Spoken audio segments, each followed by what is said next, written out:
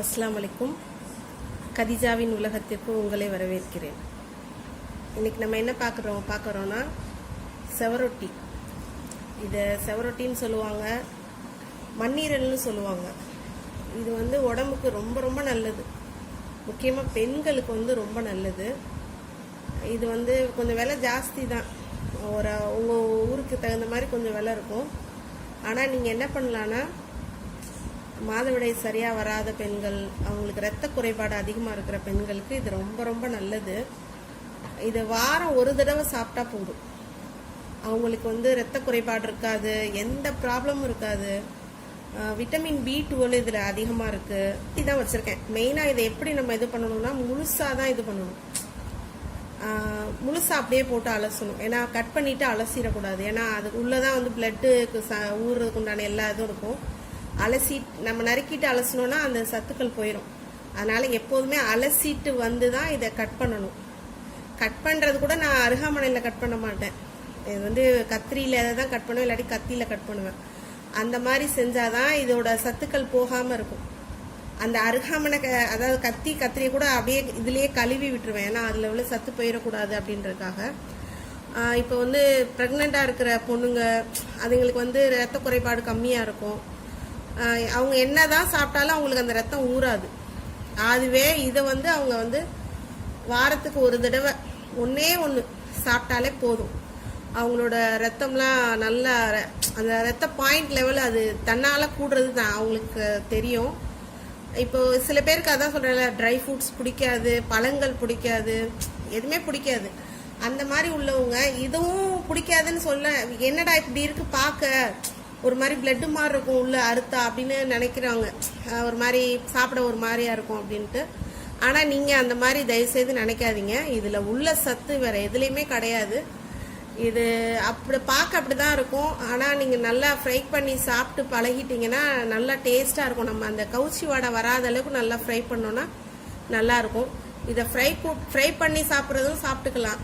இப்போ எப்படி சொல்கிறது, வெறும் இதில் ஒன்றுமே போடாமல் இதை அப்படியே கட் பண்ணிவிட்டு மிளகு சீரகத்தூள், மஞ்சத்தூள், கொஞ்சோன்னு இஞ்சி பூண்டு ஒரு அரை ஸ்பூன் போதும், அரை ஸ்பூன் போட்டு நல்லா பிரட்டிட்டு நல்லெண்ணெயை காய வச்சு இதை போய் அடுப்பில் போட்டு நல்லா ஃப்ரை பண்ணிடலாம். எதுவுமே போடாமல் அப்படியும் செய்யலாம். அப்படி செஞ்சு அப்படியே சோத்தில் போட்டு பிரட்டி சாப்பிட்றலாம். ஏன்னா நல்லெண்ணெய் ரொம்ப நல்லது உடம்புக்கு. அதே மாதிரி சரி இல்லை எங்களுக்கு கிரேவி மாதிரி வேணும் அப்படின்னு நினச்சிங்கன்னா, ஒரு வெங்காயம், ஒரு தக்காளி போதும். அது மிளகு சீரகத்தூள், மிளகாத்தூள், மஞ்சத்தூள் எல்லாம் போட்டு நல்லா வதக்கிட்டு, இதையும் போட்டு நல்லா வதக்கிட்டு குக்கரில் வச்சிடலாம். ஒரு 2-3 விசில் வைக்கிறதா இருந்தால் வைக்கலாம். இது சட்டியிலே செஞ்சிடலாம். ஏன்னா இது வெந்துடும். இது ஒரு 1/4 hour, அரை மணி நேரத்தில் வெந்துடும். சிம்மில் போட்டோன்னா வெந்துடும். இல்லை கொஞ்சம் அவசரமாக தேவைப்படுது அப்படின்னா நான் குக்கரில் தான் வைப்பேன் பொதுவாகவே. எனக்கு அப்படியே பழகிருச்சு. சட்டியிலே வதக்குவேன். சில நேரங்களில் போட்டுருவேன் அடுப்பில், அது பாட்டுக்கு வெந்துடும்.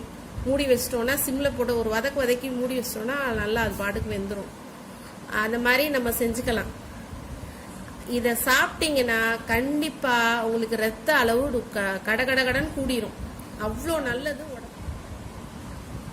இந்த கத்திரி தான் வச்சுருக்கேன் பாருங்க. இதுதான் ரொம்பலாம் பெருசு பொடிசாக கட் பண்ணணும்னு அவசியம் இல்லை.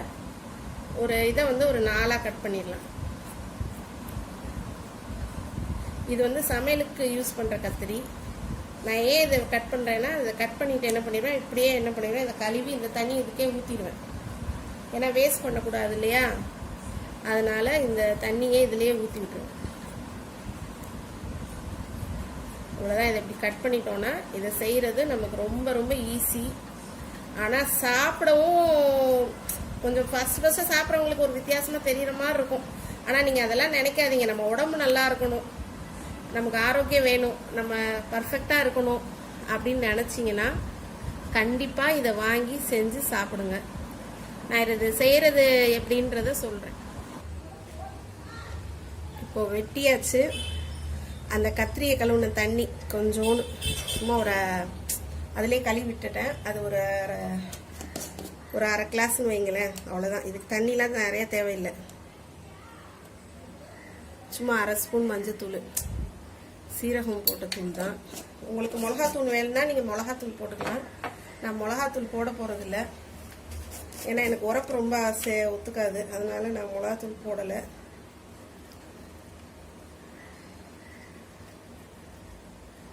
கொஞ்சமாக இஞ்சி பூண்டு இதிலே போட்டுடலாம், நீங்கள் ரொம்ப எதுலேயும் இதாக பண்ணணும்னு அவசியம் இல்லை. அப்புறம் மிளகு சீரகத்தூள் 1 ஸ்பூன் இதை போட்டால் அவ்வளோதான். நீங்கள் அதாவது வந்து எப்படி சொல்கிறது, நீங்கள் வெங்காயம் தக்காளி போடுறதா இருந்தாலும் வெங்காயம் தக்காளி போட்டு வதக்கி இதெல்லாம் போட்டு வதக்கி எண்ணெயில் வதக்கியும் செய்யலாம். இப்போ ஒன்றும் இல்லை, நான் இதே எண்ணெயில் போட்டு தான் வதக்க போகிறேன். இப்போ சட்டி காய வச்சு நல்லெண்ணெய் ஊற்றிட்டேன். நம்ம என்ன செய்ய போகிறோம், இப்போ அப்படியே தூக்கி இந்த இதற்கு பாருங்க, இதை அப்படியே இதில் ஊற்றிடுவோம். அவ்வளோதான், ஒன்றுமே நீங்கள் செய்ய தேவையில்லை. மஞ்சத்தூள், மிளகு சீரகத்தூள், இஞ்சி பூண்டு, அவ்வளோதான். இதை அப்படியே நம்ம எண்ணெயில் வதக்கலாம். தண்ணி கூட நீங்கள் ஊற்ற தேவையில்லை, அந்த இருக்கிற தண்ணியே போதும். இப்போ எண்ணெயில் கொஞ்சம் நேரம் வதக்கினா போதும். வதக்கிட்டு அந்த இஞ்சி பூண்டு கொஞ்சம் பச்சை வாசனை போகிற வரை வதக்கணும். வதக்கிட்டு அப்படியே நம்ம மூடி வச்சிடலாம். தேவையான அளவு கொஞ்சமாக உப்பு போடுங்க, ரொம்ப போட்டுறாதீங்க, ஏன்னா இதுக்கு கொஞ்சமாக உப்பு போட்டாலே எடுத்து கொடுக்கும். அதனால பேருக்கு கொஞ்சமாக உப்பு போட்டால் போதும். இந்த உப்பு போட்டுட்டேன், அவ்வளோதான். இதை என்ன பண்ணணும், நல்லா வதக்கி விடணும்.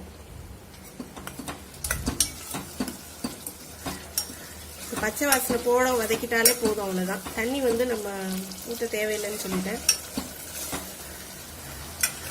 இது அப்படியே என்ன பண்ணிடலாம், ஒரு 3 விசில் மட்டும் வைங்க, ரொம்ப வேணாம், ஏன்னா இது வெந்துடும், ரொம்ப சீக்கிரமே வெந்துடும். அதனால ஒரு 3 விசில் வச்சுட்டு இது பண்ணலாம். ரொம்ப சிம்பிள் இது. இதை செஞ்சு சாப்பிட்டா ஆனால் அந்த அளவுக்கு ரத்தம் ஊறும். அதை மட்டும் நல்லா ஞாபகம் வச்சுட்டு தயவுசெய்து இந்த மாதவிடாய் சரியாக வராத பெண்களும் சரி, ரத்தம் இல்லாத பெண்களும் சரி, கண்டிப்பாக சாப்பிடுங்க. உடம்பு ரொம்ப தெம்பாக இருக்கும். இடுப்பு வலி எந்த ஒரு வலியும் இருக்காது, கால் வலி எந்த பிரச்சனையும் இருக்காது. இப்போ 40 வயசை கடந்தவங்களுக்கு கால் வலி, இடுப்பு வலி எல்லாம் வரும். எனக்கும் அந்த ப்ராப்ளம் இருக்குது. நான் இதெல்லாம் சாப்பிட்டேன்னா கொஞ்சம் நல்லா தெம்பாக நடக்கிறேன், அந்த வலியெல்லாம் கொஞ்சம் கம்மியாயிருது. அதனால வாரம் ஒரு தடவை எப்படியாவது வாங்கி சாப்பிட்றது. அந்த மாதிரி நீங்களும் கண்டிப்பாக வாங்கி சாப்பிடுங்க. இது வதக்கினதுக்கப்புறம் எப்படி இருக்குன்னு காட்டுறேன். இப்போ இந்த ஈரல் வதங்கிடுச்சு, ரெடி ஆயிடுச்சு. இது இப்படி தான் இருக்கும். ஏன்னா நம்ம எந்த வெங்காயம் தக்காளி போடலை, எந்த மசாலாவும் போடலை, அவ்வளோதான். இதோட கிரேவிலாம் நம்ம கிரேவி தேவைப்படாதனால நான் வந்து கிரேவி ரெடி பண்ணலை. வெறும் இது மட்டும்தான். இதை நம்ம அப்படியே தொட்டுட்டு சாப்பிட்லாம், இல்லை சோத்தில் பரட்டியும் சாப்பிட்லாம். இது வந்து எல்லா பெண்களுக்குமே நல்லது. இப்போ டீனேஜ் பெண்களுக்கும் வந்து ரொம்ப உடல்நிலை குறைபாடு இருக்குது, அவங்களுக்கும் இது நல்லது. இதை வலிச்சுட்டு அந்த குக்கரை அப்படியே போட்டுறாதீங்க. அதில் கொஞ்சமாக சோறு போட்டு நல்லா பெரட்டி சாப்பிட்ருங்க. ஏன்னா நான் மற்ற இதை செய்ய மாட்டேன், ஆனால் கண்டிப்பாக இது வதக்க நம்ம எடுத்தோன்னா அந்த சத்து வேஸ்ட் ஆகிடக்கூடாதே அப்படின்ட்டு பார்த்து எல்லாம் செய்வேன் நான். அதனால் இதை வந்து அப்படியே கொஞ்சமாக சோறு போட்டு பெரட்டி கையோடு சாப்பிட்ருங்க. இந்த மாதிரி செஞ்சு கொடுங்க, வயசு பொண்ணுங்களுக்கு கொடுங்க, எல்லாருமே சாப்பிடுங்க. வீட்டில் உள்ள பெண்கள் சாப்பிடுங்க, எல்லாத்துக்குமே நல்லது. மாசமாக இருக்கிற பிள்ளைகளுக்கு கொடுங்க, அதுகளுக்கும் ரொம்ப நல்லது. இது ரொம்ப கண்டிப்பாக சாப்பிடலாம், அனைவரும் சாப்பிடலாம். அதே மாதிரி இப்போ உள்ள பசங்களுக்கு கூட சத்து குறைபாடு இருக்க தான் செய்யுது. வயசு பசங்களுக்கும் கொடுங்க, அவங்களுக்கும் ரொம்ப நல்லது தான். அவங்க சாப்பிட்டாலும் ரொம்ப நல்லது தான்.